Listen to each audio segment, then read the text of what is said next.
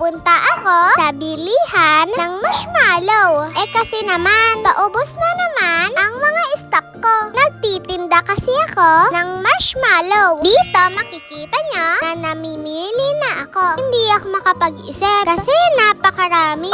Eto napili ko. Pink, white.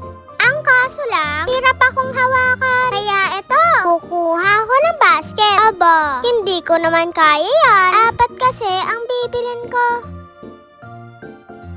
Tignan mo. Hindi nga ako makabuhat Baka hindi na ako lumakinan. Dito ay magbabayad na nga ako. Tignan natin kung magkano ang aabutin. Kasama ko nga pala ang mami ko.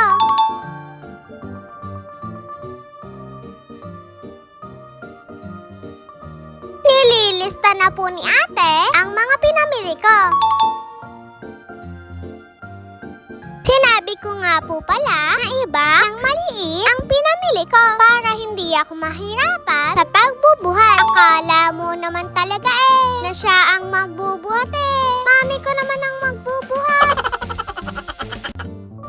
Ayan, nasuklian na ako. Tignan niya kung magkano ang marshmallow.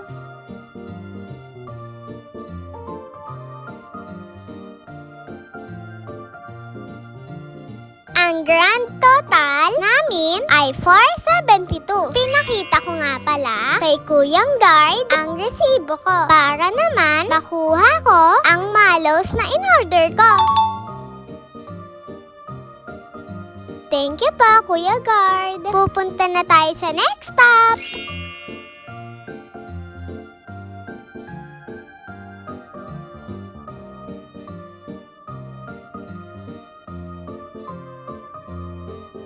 Pupunta nga pala kami kay Tita Bea kasi magdadala kami ng sample ng pabango. Nadaanan na naman namin si Chef RB. Sobrang saglit lang talaga namin doon. Pagkatapos ay pumunta kami ng outside. Bibili sana kami ng tubig kaso wala pala.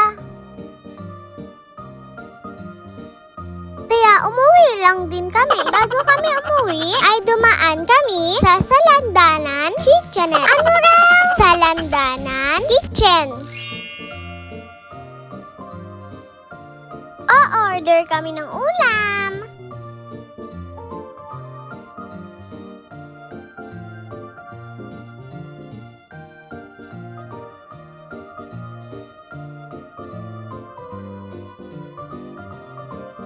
Unang umorder ay si Tito Al. Ang in-order niya ay kare-kare at sisig.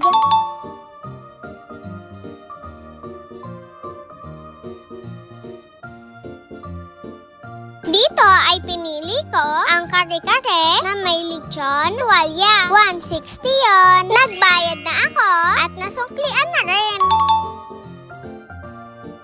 Kukunin ko na ang order ko. Waitings na lang talaga.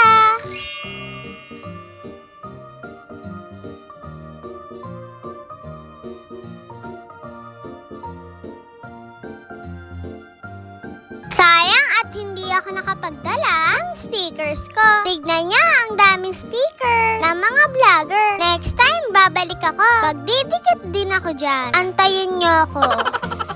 Naghanap rin kami ng ice cream. Pero eto lang ang nahanap namin. Umuwi na rin kami. At eto na nga, kakain na kami.